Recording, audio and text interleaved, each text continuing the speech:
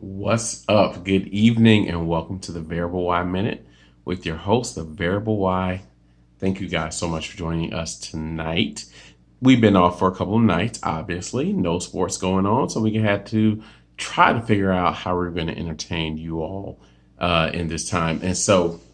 But we got a few things, sports things that we're going to talk about tonight, and then a couple other things too. I have based my show a lot on sports. It's a big passion of mine, but um, I'm kind of thinking that maybe we should go a little different. We're not going to have sports for a while, it seems like, so maybe we need to think of some other things. So we'll get to some of that later on.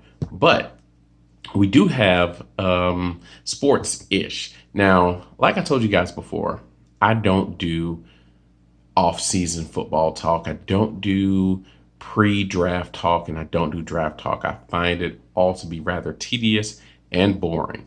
But I wanted to bring something to you guys this week and I wanted to see what you guys thought about it.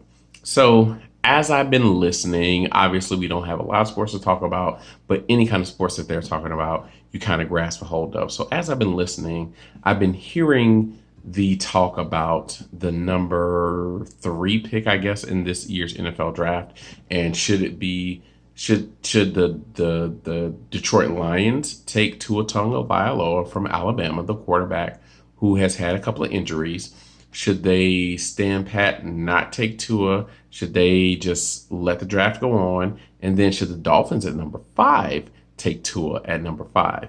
And then there are a couple of people out there who are saying, yeah, no, you can't take Tua at number five. It's way too much of a risk. You got to take Justin Herbert if you're going to take a quarterback. Justin Herbert, for you all who don't know, and if you're watching this show, chances are you know who I'm talking about, but maybe there's somebody who's not. But Justin Herbert is a quarterback from Auburn is a quarterback from Oregon, excuse me, who this is his fourth year at Oregon.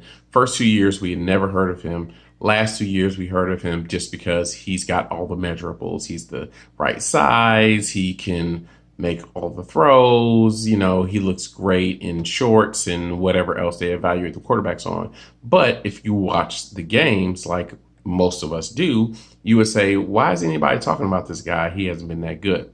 So you got some people saying, hey, Tua has stayed hurt. I can't base my life, I can't base my career as a GM on drafting him. And then you got some guys who say, hey, the upside on Tua is astronomical. You got to draft him. I want to know what you guys think because the way I look at it, I see it like this right here.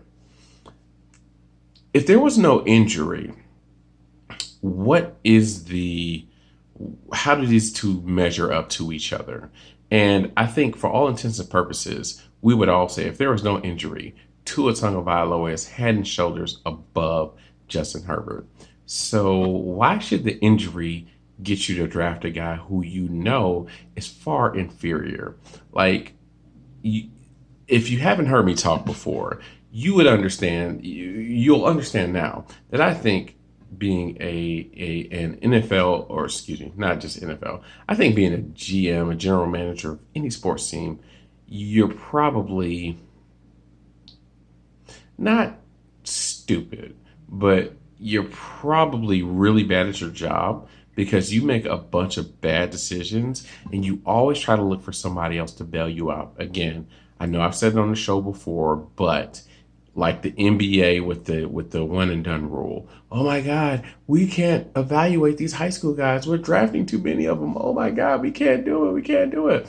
Well, it's not my fault that you can't evaluate the guys coming out of high school. Do your job.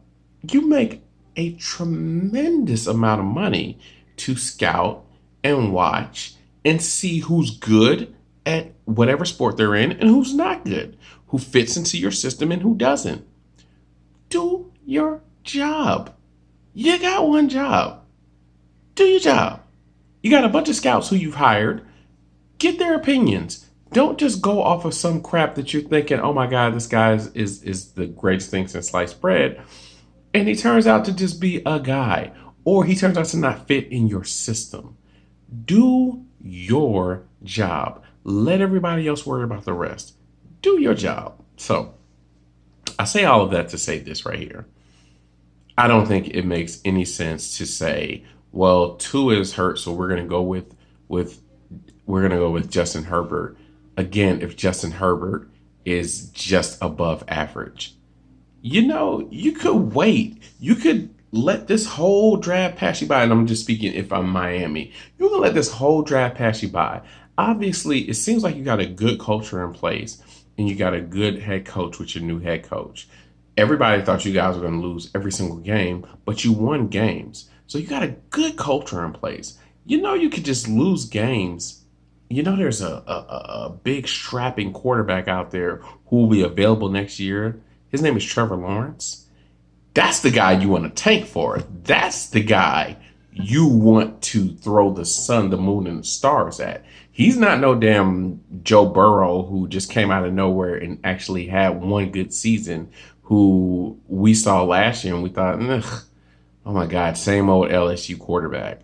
He finally got some good coaching. Now, don't get me wrong, finally got some good coaching. People started to accentuate his positives, eliminate his negatives, and now we see what kind of quarterback he is. But he still just had one good season.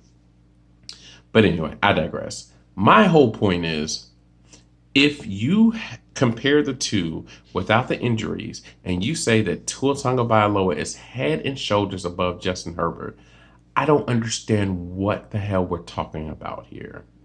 I don't understand what's going on. It would seem to me that there's a no-brainer pick here that you would make. But since the draft is coming up next week, guys, let's watch NFL GMs just make the biggest, stupidest decisions of their lives.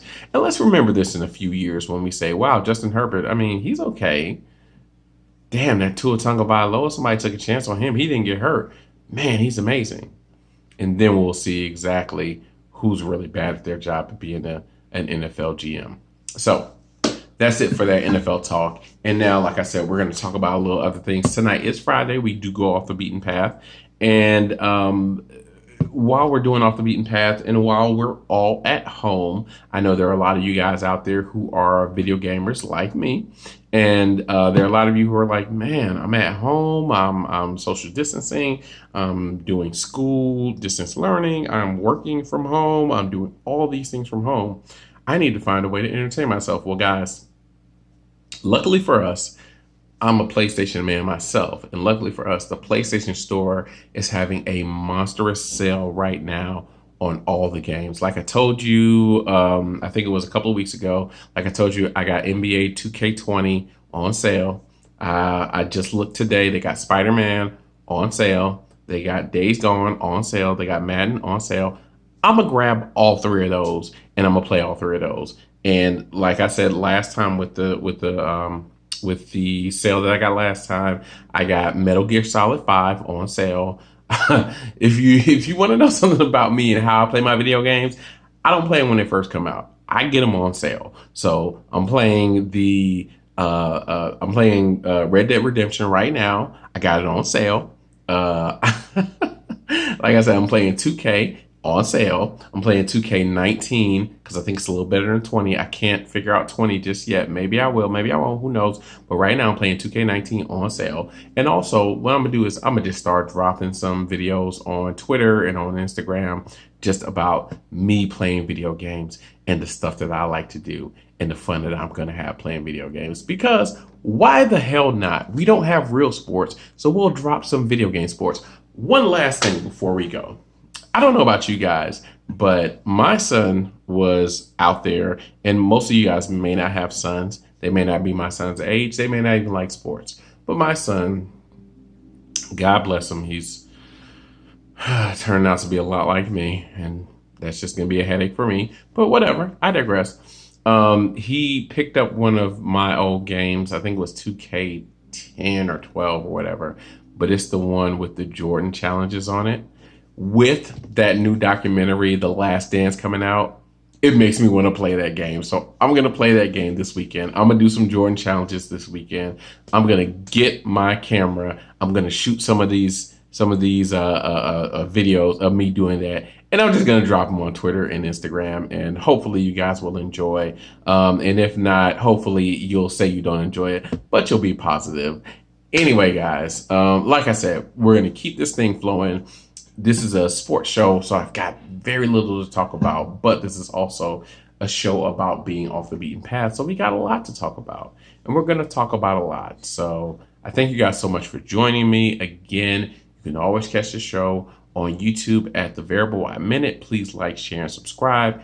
You can catch a blurb on Instagram and YouTube and Twitter. Instagram at Variable Y and Twitter at _variable.